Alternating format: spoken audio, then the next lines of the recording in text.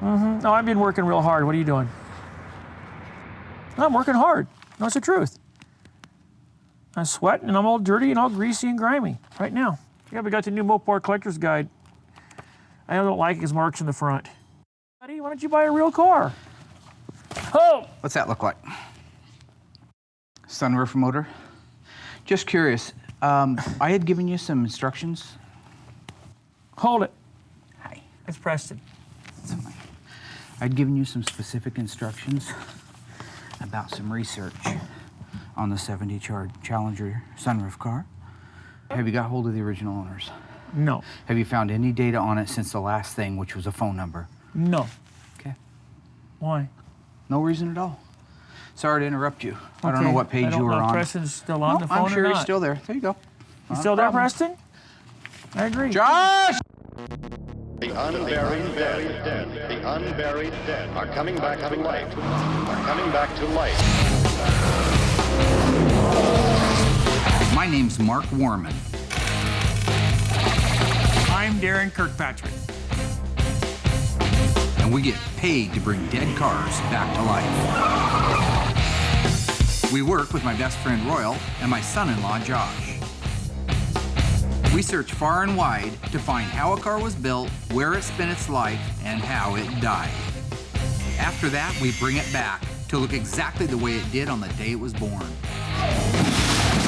If we don't kill each other. Just shut your mouth before I actually punch you out. Can I leave a handprint on your face?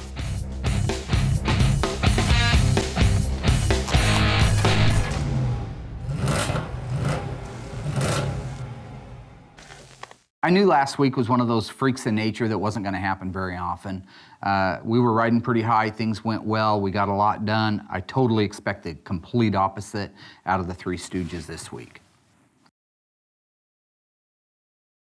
1970 Plymouth Superbird 440 automatic Alpine White out of South Carolina. 1970 Dodge Challenger RT factory 440 Magnum 375 horsepower power sunroof.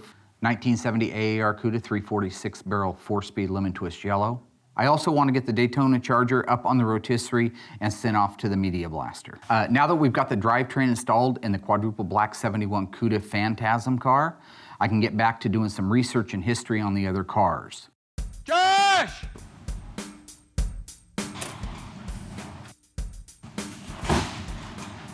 When was the last time you did any history on the 71 Charger and I don't see it written down on the file? When? So you haven't done anything, any research at all on that at all? So do you know that Darren didn't do anything on his car either? What are you talking about, dude? I was in there Talking making about phone the calls. same thing I talked about a few months ago when I said I would like you to find not out what you're exactly talking what about. you know. Careful.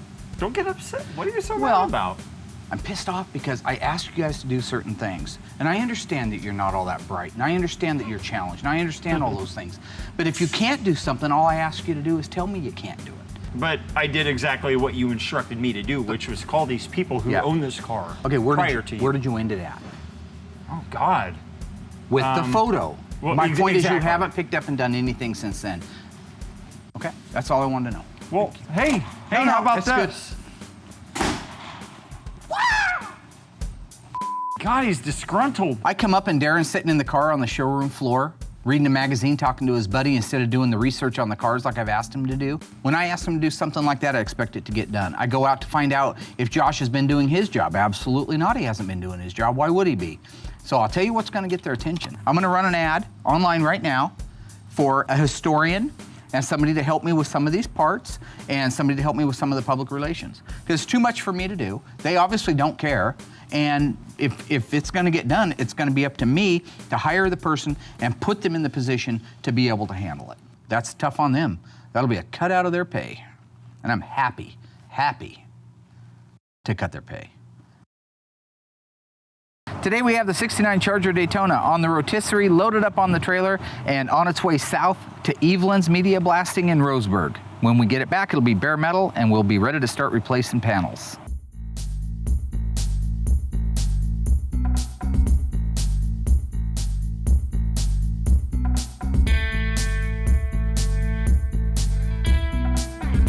My name is Curtis Eveland. I work for Eveland Sandblasting and Painting. We've been in business here in Roseburg, Oregon for 20 years. We do media blasting, sandblasting, painting services, just about anything that requires metal work, but we specialize in auto body restoration. Mark gave me a call, asked if we could walnut shell the exterior of it, possibly sandblast anything that needs to be done on the floor pans. We're gonna see what we can do. I think with the walnut blasting, it should remove it just fine. This is the media here, and you can see that there's absolutely no dust to it. It's just a fine granulated walnut shell. We choose to use the walnut shell because it's safe for the environment, it's a renewable resource, and it gets the job done well. It doesn't create any heat on the metal, and that's what most car guys are looking for.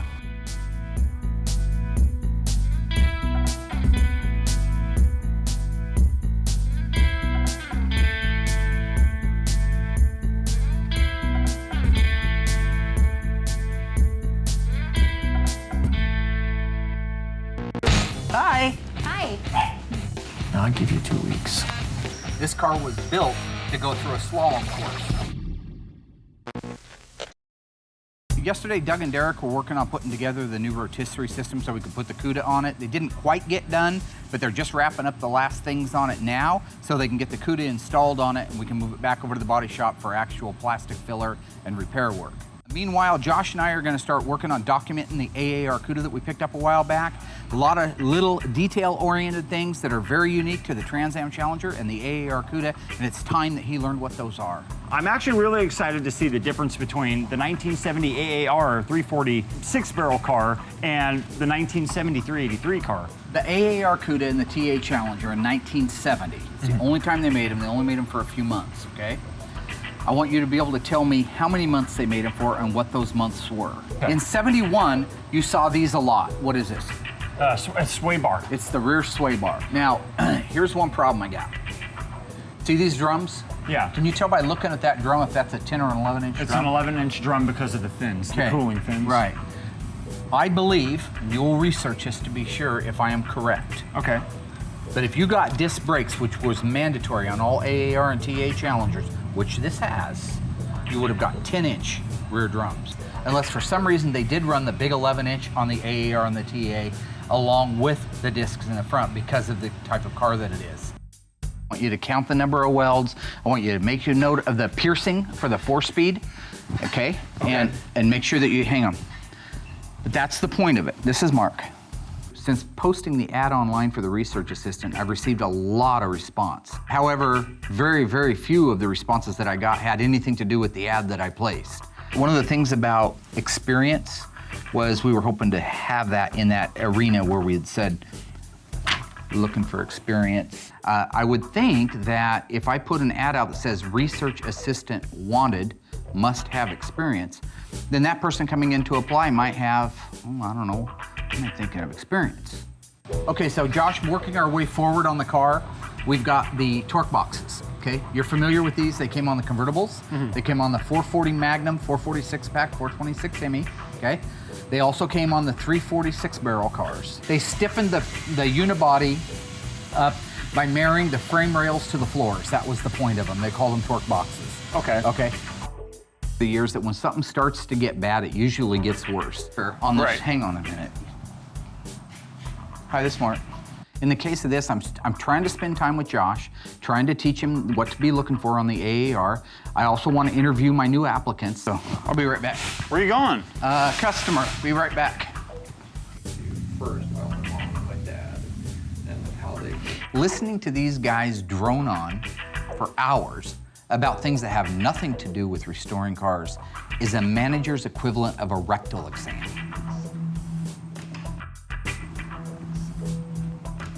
Waste of flesh. Take care. Let's get back at it, buddy. Sorry. Since the 71 Phantom Cuda is just sitting over there, all stripped of its undercoating and sealers, hanging, waiting for its restoration, I walked Josh over there to show him how exactly the extra pieces were put in from the factory. So right here, this is a great example. This is a 446 barrel car, okay? So it has that leaf spring perch reinforcement. You notice how it's welded on there? Right. Is it spot welded or MIG welded? That's a MIG weld. Yeah. The reason these are MIG welded, as is the torque box, is they are not assembly line items. Everything that was assembly line, they're all the same. Sheet metal, quarters, floors. Upper deck filler panel, inner and outer, can I talk? Inner and outer wheelhouses. I can be pretty rapid fire when it comes to nailing these things off because they're second nature to me. Trunk floor extension. Quarter reinforcement. Sometimes he has to slow me down. A D32 was the heavy duty torque flight. D21 was the 4-speed. I am learning from Mark, and you just have to learn how to adapt to his style of humor and his style of teaching.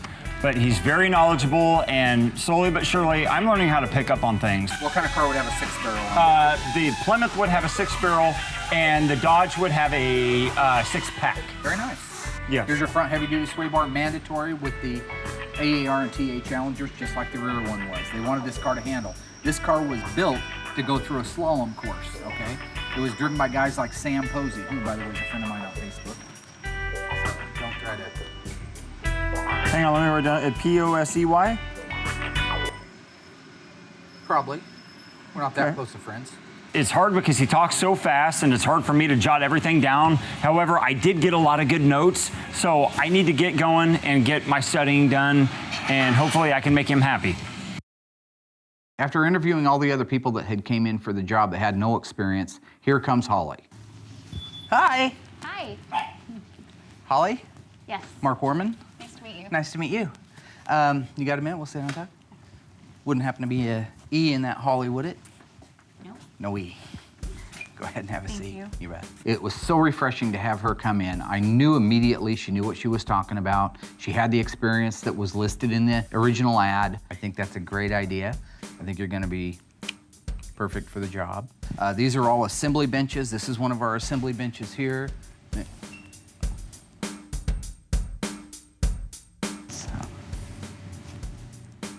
In a situation where you have kind of a newbie to the car hobby like Holly, it's very important for me to acclimate her with the cars that we're working on and the importance of each car. The history and the heritage, why those are so important, why she has a job, is held in each one of those cars. This is Holly. Holly, that is my son-in-law, Josh. Holly. He works Hi, on the show Josh. with us. Yes, nice to meet you. Boy, you're well. Couldn't wait to get his hand in there. Take her easy, guy. Hi, Holly. This is Darren. Hi. Nice to meet you. Yeah, to that's all meet part of the you. game, too. I came in, met the guys, Josh and Royal, really nice and friendly. I think Holly and I are going to get along really well. She seems very, very, very interested in learning a lot about the muscle cars. I'm going to have to come in before too long and start taking notes from her. Holly seems like a really nice lady, nice personality, great personality. I think she'll fit well. I'm really glad that Mark's got somebody to do that stuff so that I can stay working on the cars. I think Holly will work well with most of the guys. I mean, nobody works well with Darren, and we know that. But I think as far as, like, I don't think Josh is threatened by her. I think Royal's a bit enamored by her. So as far as Darren goes, I've tried to prepare her for what I consider to be an onslaught of him. I think he's gonna feel threatened like a caged tiger. He backed into a corner, so he's probably gonna come out aggressive. Threatened by who? Holly. No, I'm not threatened by Holly at all. Hi, how you doing? Hi, good. How's it going, Darren? Met Darren, he was friendly, but it kind of weird later on. Came up and had a magazine and was kind of asking me questions, drilling me about different things. So did you grow up around here? I just felt like he was interrogating me. What high school did you go to? Did you go to college? Where at? Just like question after question after question. You know anything about Mopars? So do you have a Mopar? Do you know anything about cars? So how did you get this job anyway? Well, I actually, Yeah. Goo goo gaga. and then it just kind of went south. I don't really think they needed to hire you actually, just to come out point blank with you. I don't see Holly having a problem getting along with me at all. Have you ever owned a muscle car? No, Did your boyfriend ever have a muscle car? no, Have you ever rode in a muscle car? no. No, I'll give you 2 weeks. If they'd have done their job 6 months ago, I wouldn't be in this position. I think that I just got in trouble. Because if you don't start doing your job, I will find somebody that will do it. The Daytona is back now, and we've got it inside the shop up on the correct rotisserie so we can start replacing panels.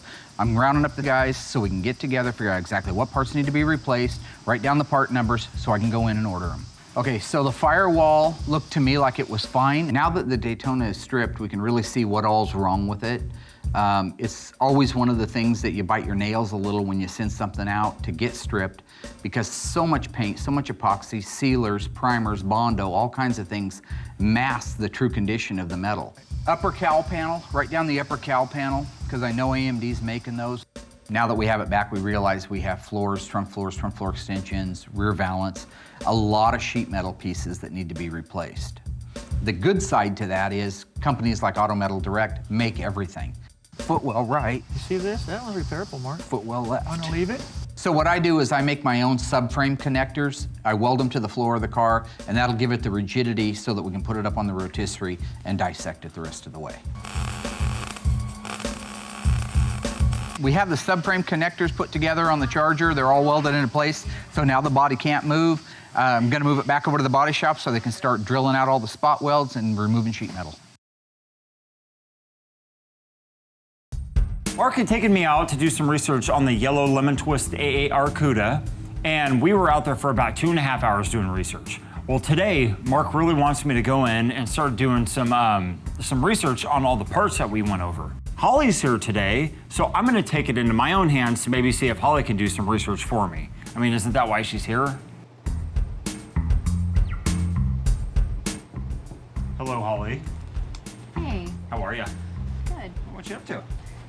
Just doing an assignment that Mark gave me. Yeah. He also wanted me to have you do some research on the yellow lemon twist 1970 AAR Cuda that we're working on now.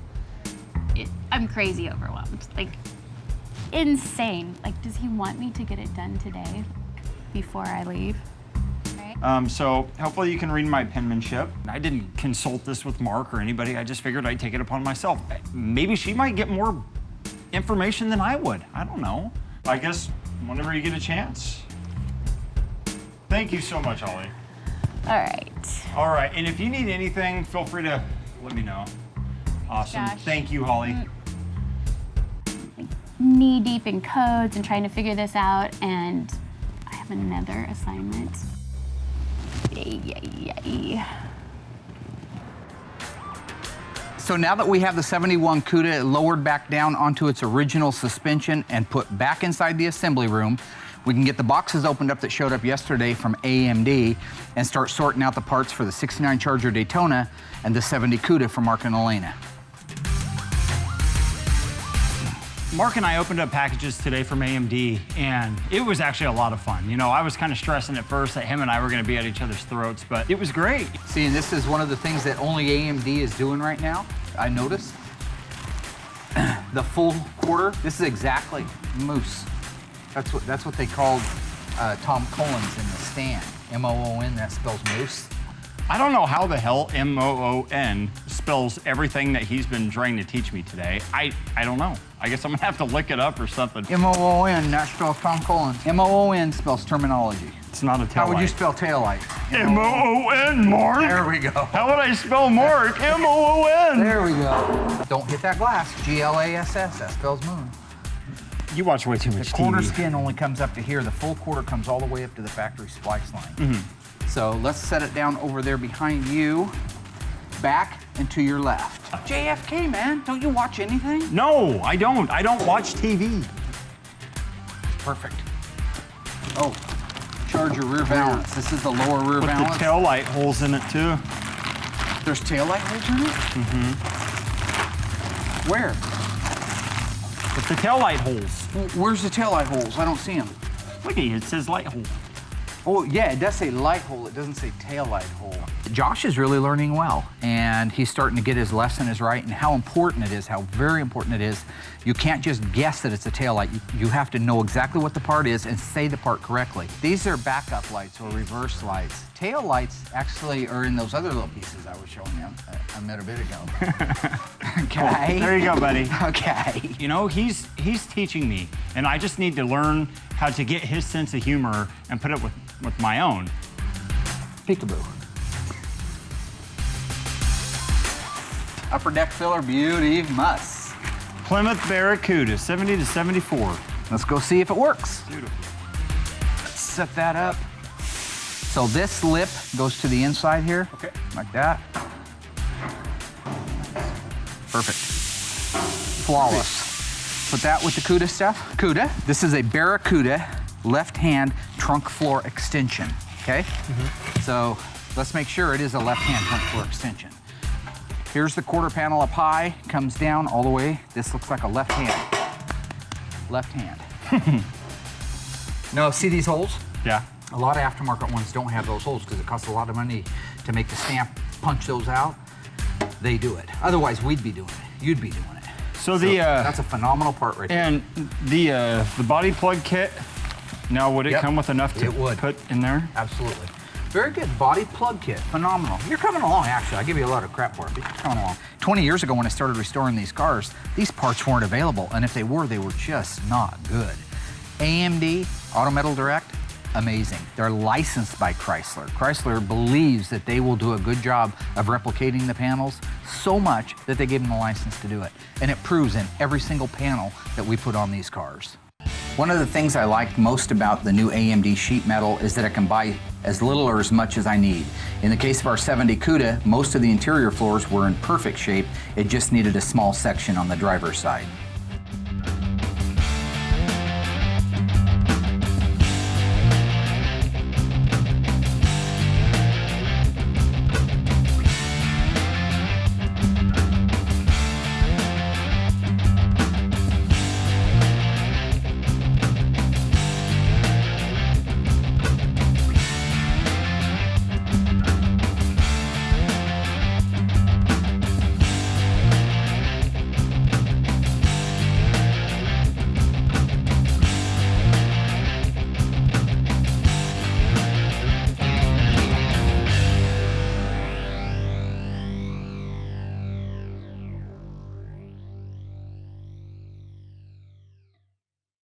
I had given Holly a specific task, and that was to acclimate herself with the options and codes of our 70 Sunroof Challenger. I wanted to give her something kind of fun to do to mix in with it.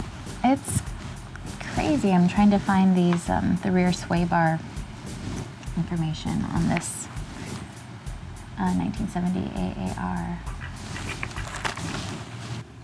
Do what now? So I go in there, I sit down, and I find out that she's doing Josh's homework. This is the assignment that Josh said you wanted me to finish up? No. I think that I just got in trouble. I never asked Josh to have you do that. I asked Josh to do that. You know, this is their job. I gave these guys these tasks. Now I find out later that they're pawning them off on the newbie because she doesn't know any better. It's not your fault. I mean, anybody would have fallen for it. If they'd have done their job 6 months ago, I wouldn't be in this position. I was bringing you this. But what you'll find in here and what you'll find on our murder board out there is that we have a huge void. The murder board is a timeline from the date the car was built to the date that we know it died. We know what happened to it after that. We want to find out what happened in that period. Really excited about doing the research on the Phantom Cuda. I think that that sounds a lot more fun. So there's your new homework. I'm not gonna let this little bump in the road get me down. I feel like I'm good at what I do. I can get the job done. I'm gonna get these assignments done. What did we learn? Don't take any orders from anybody but me. Zang. Okay. Okay. This is absolutely unacceptable. I think it's about time I go out and have a little chat with Josh. Josh. Recognize that? Oh, yeah. Yeah, what? Dude, we're just so freaking overwhelmed with stuff. With what? Steam cleaning a couple of parts? No, just everything in general. Like, I didn't do it to try to get her in trouble or anything. Well, you did get her in trouble. Well, I just figured, since she's doing the research and stuff, maybe she could help me out a little bit. You ask me before you do anything, and you do your job. Because if you don't start doing your job, I will find somebody that will do it, so.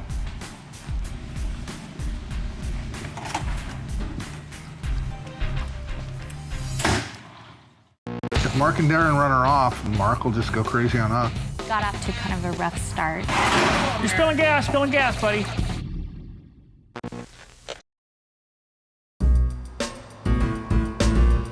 I've got off to kind of a rough start. Darren has kind of been a little intimidating or trying to intimidate me. First, it was the I'm not going to last more than 2 weeks comment. I'll give you 2 weeks. And then I was working and I look up and he's just staring at me.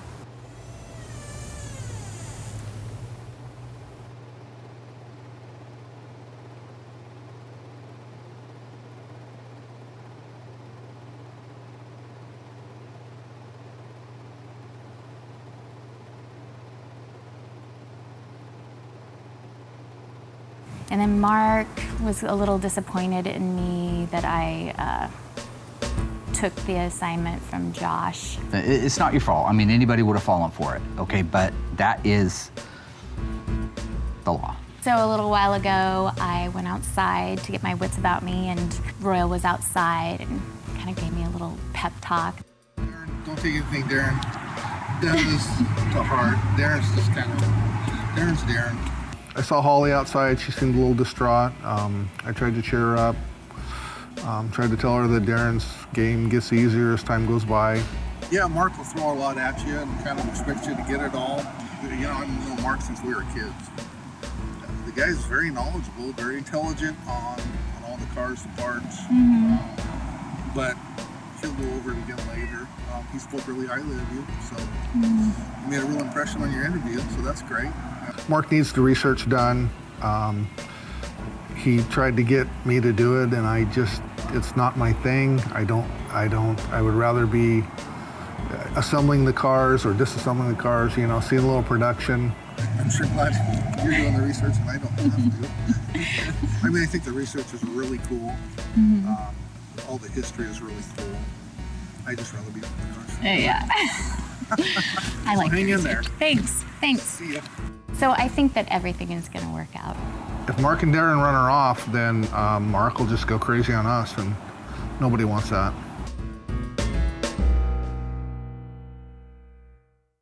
Since our 70 Cuda was dipped, every panel has been stripped of its original protection, fillers, and sealers. I replaced that with PPG's DP90 epoxy primer. Once the epoxy primer has set up for a short period of time, we can now top coat it as we see fit. In the case of the Cuda, we are using undercoat on the bottom of the floors. Next, we will jam the inner fender area where the fender goes. After that's done, it's time to put primer on. I use PPG K38 primer. Once we install the 5 to 6 coats of K38 primer, we let it set for approximately 3 to 4 days, and then we can start sanding on it. Today, Mark wants us to remove the front suspension and the rear end from the 1970 Plymouth AAR Cuda. I think it's going to go great. Everybody's in a good mood. It's going to be a great day here at Graveyard Cars. All right, why don't you start taking leaf spring shackle bolts out? The 489, which is the strongest Mopar third members, the strongest case. Did you know these are non-rebuildable, Mark? The 49 case? What's non-rebuildable? 49 case. Oh, it is? Unlike the 741 to 742, which are rebuildable. He doesn't care. If it's not about him, he doesn't care. Yeah. I'm a team player. What are you doing? Your smear plugs.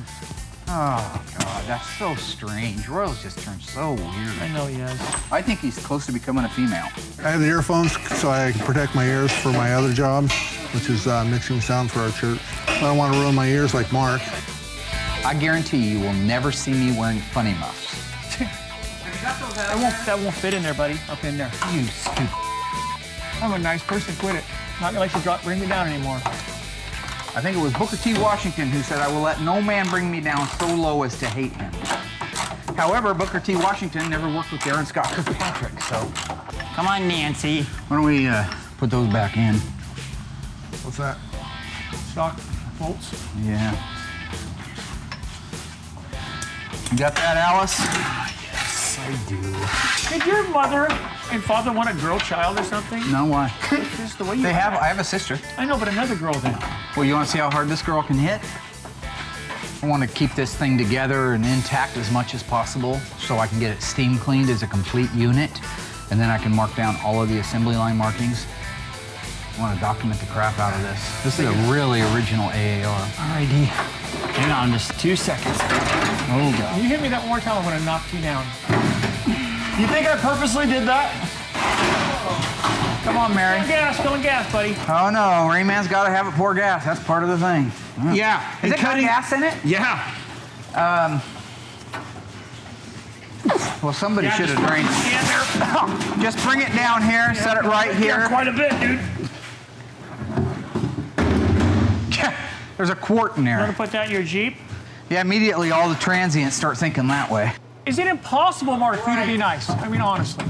Everybody's all talk, you know, well, let's do this, let's do that, but nobody wants to help me out. Darren's excuse, let's just cut the J-bolts for the gas tank, pull it down, because I'm wasting time. Well, the gas tank is halfway full, so we could have all just exploded and died. Great ideas here. Great ideas. Well, we're taking this rear end out, because you're not that smart, right there. Go up front and take out the upper control arm bolts and nuts. No, don't you hit my hand. Well, set him straight, didn't he? There you go. You animal. Nice hair. I'm just taking a few minutes now to put some of the original hardware back in place so I know where it goes, and we'll continue the steam cleaning of the front and rear suspension tomorrow so we can start documenting assembly line markings. Now it's up to us to take just the final few pieces off.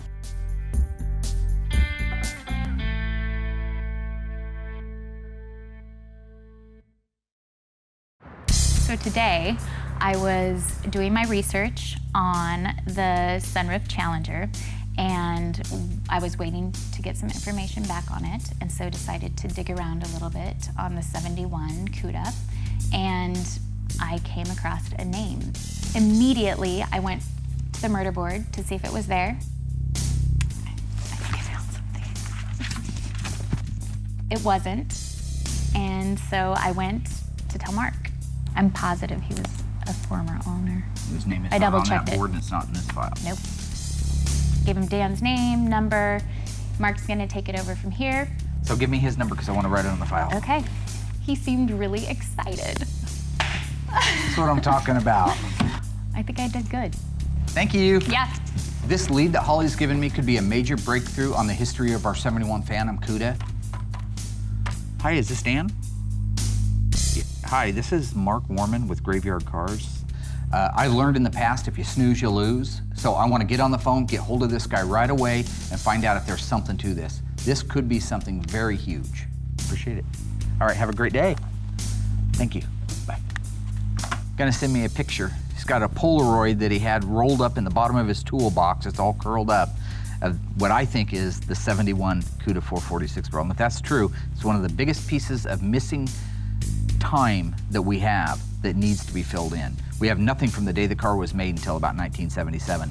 He thinks he bought it in the summer of 1973 and sold it somewhere around the fall of 75.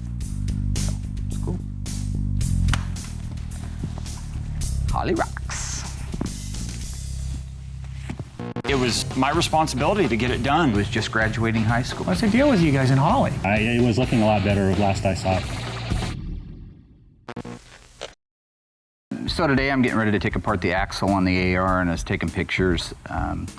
Josh felt kind of bad. He walked up, and I respect the fact that it takes a lot to apologize, especially to somebody like me, because I usually burn you up over it. What are you doing? I just want to apologize to you about that whole Holly incident. You know, I should have came to you first and, you know, asked you if it would have been all right to use her for this, but I'm just super overwhelmed, you know, and I just got a lot going on. Did you do your homework, or didn't you? I did. But I wanted to come out here and apologize to you firsthand, you know, just to clear the water. And honestly, it was my responsibility to get it done, and I tried to pawn it off on her, and I needed to come out here and tell Mark I'm sorry and try working together as a team to get stuff done, because it's already a stressful environment as it is. Okay, I accept your apology, because it does take a lot to humble yourself and apologize. And you were wrong. You shouldn't have gave her that work. Mm-hmm. And I know it's a heavy burden. I know I've thrown you a lot, but you have to remember, I'm doing all this because of you, not because of me. Right. After I've shuffled from this mortal coil and nobody even remembers my name, somebody's gonna have to carry this stuff on. So I am loading you with as much information as knowledge as fast as I can. In the end, I hope he understands that my goal is to make him a mini version of me, and it's not just to push him and not just to pick at him. And the reason I'm riding him this hard, I hope he now understands, is to make him the best in this industry like I am. Did you need a hand? Yeah, why don't you take the wheels off for me? With Josh, this is the first time that I can remember where he actually stood up, took responsibility for something, knew he was wrong, apologized to me, and that's why I openly accepted his apology.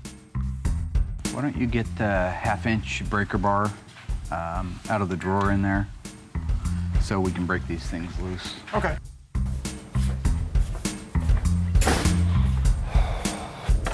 Well, you know, he talks about me wanting to carry the torch, walk in his footsteps, you know, like, I don't think I can do it. I don't think I'm cut out to do it. There's just too much stress, you know? I just don't think I can.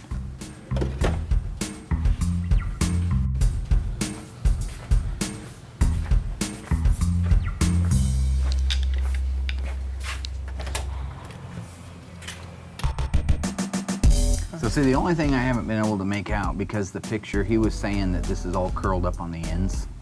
But that looks like, I mean, I can go in a little further, but it looks to me like that's probably an HE. What's been really amazing now is Holly's only been here for a week. I gave her a couple of assignments. Out of the blue, she comes up with a name of somebody who potentially could have owned the 71 Cuda. And he's here. That's him. That is so cool. How you doing? Good, how are you? Dan. Yes. Pleasure to meet you, man. Nice to meet you. That's so exciting. I can't believe it. Holly's the woman. That's all I can say. She's the woman. I received a phone call from Holly of Graveyard Carz. She put me in touch with Mark, who is rebuilding it, I guess, and we've gone on from there. Mark and I exchanged a couple emails. I had an old picture of it watered up in the bottom of my toolbox. I took it out, took a picture of it, digital picture of it, and sent it to him on Facebook, and it seems he got a little excited. So. This is Durwood. Darren, sorry. And that's Josh. Hi there. Way too tall for his own good. Yeah. Got turds for eyes. Originally, I think we were going to have a phone interview, but this weekend, my wife is here to do a dog agility event, and so I just took the opportunity to come over and play some golf, goof around, and hopefully see a whole bunch of really cool cars. After meeting with Dan, I walked him out back and showed him the 71 Phantom Cuda. This is the first time he saw it in over 3 decades. So believe it or not, that is our beloved 71 Phantom Cuda. Oh boy! Hey, it looks different. It does look a little different than in the pictures. I'm not gonna lie to you about that. Gal, huh? I call that a dreamer. Is that Wow. insane? Wow. Yeah. Absolutely crazy. Mark showed me the old Cuda, or what's left of it. It looks a little bit worn. Yeah, it was looking a lot better last I saw it. You want to see something insane? Yeah. Hard to resist, isn't it? I got the original deck lid off the car. Oh boy. that's Did you scary, ever buddy. wash that car when you owned it? All the time. Yeah, well, your hands have been on it. Your DNA has been on it. I used to go make regular trips down Auto Row in Boise in the summer, just looking at cars and dreaming, and saw the Cuda and kind of fell in love with it. So we arranged to purchase it. So I bought that car in the summer of 1973. I just graduated from high school. That was my first big thing to do after graduation. I think the total tag on it was $27.95 before my trade. So it had less than 20,000 miles on it.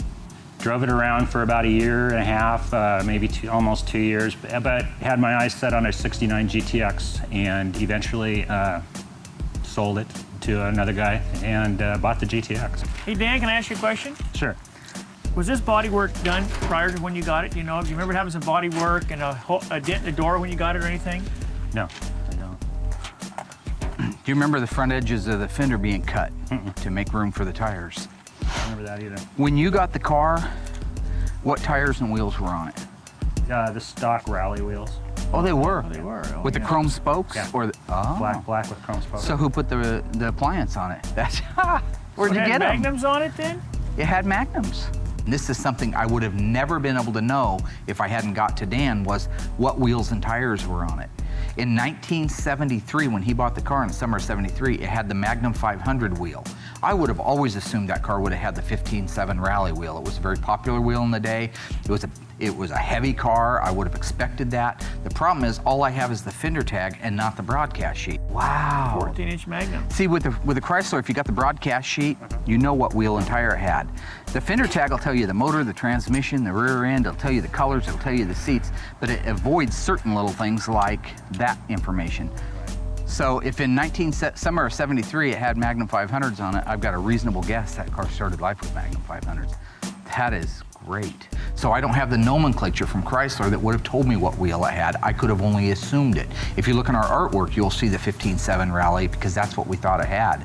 According to Dan, in the summer of 1973, that car was sporting Magnum 500s. My guess is it left the assembly line with those Magnum 500s. Horesco bought it in 77 with no title. Did you have a title when you had the car? Yeah, sure. So it was sold from whoever sold it to him did not have the title.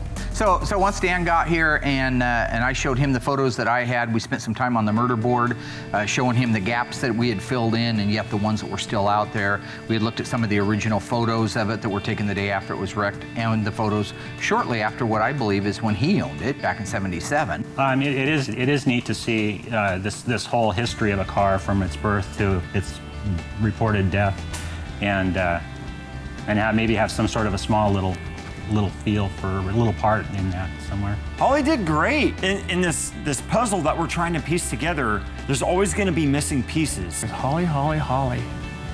What's the deal with you guys and Holly? You know, slowly but surely, I think Holly's going to eventually piece this puzzle together. It's one of the things that makes my job as rewarding as I think it is. I mean, besides being able to bring the cars back to life, which is very important, it's what I'm driven by, to be able to meet the people along the way and see the looks on their face when they see the cars restored, or hear the emotion in their voices. They're telling the story, because these stories go back 30, 40 years in some cases. And in the case of Dan, he was 17 years old. He was just graduating high school and bought his very first car, 1971 Cuda, 446 barrel, 4-speed Hemi orange with a shaker hood. And that's a pretty cool story. Thanks for the failed week. Once again, you guys came through like clockwork. I knew last week was too good to be true, so sucking at history, I was forced to hire somebody else to do that for us. Thank you very much, Josh and Royal. No, Holly's the one that did all the research. No, I mean from sucking. What? Get the research. Got the Daytona down to the blaster. We did get the Daytona down to the blaster. Got a few little holes in it. Got some pinholes in it. Not a little much. bit worse than we thought it was going to be, but that's okay. We need a few panels, more than we anticipated. Josh learned a little bit about the AAR.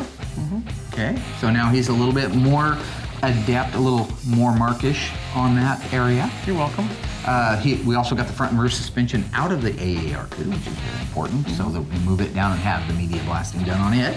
Next. We got the new panels in from AMD, Auto Metal Direct, and they fit great, just like a glove. Holly did an awesome job, found us one of the original owners of our 71 Phantom Cuda. Traced it back to find out that the original motor was in it as late as 1975. Thank you, Holly. Huge. Thank you, Holly. I knew she'd be good at her job all along. Yeah, I always got that feeling. And the most important thing, I think, of the entire week, if we got anything done in it at all that is really great and really solid, it was Dan, it was Holly, and it is filling in a 2-year time span on our murder board that was vacant from the time we got the car. And we got a lead on a person who actually sold the car. Yeah, we did. We actually got the person, we got the name of the person that Dan sold the car to in 75. He may be the missing link to that 440. Put another tick on the jukebox, baby.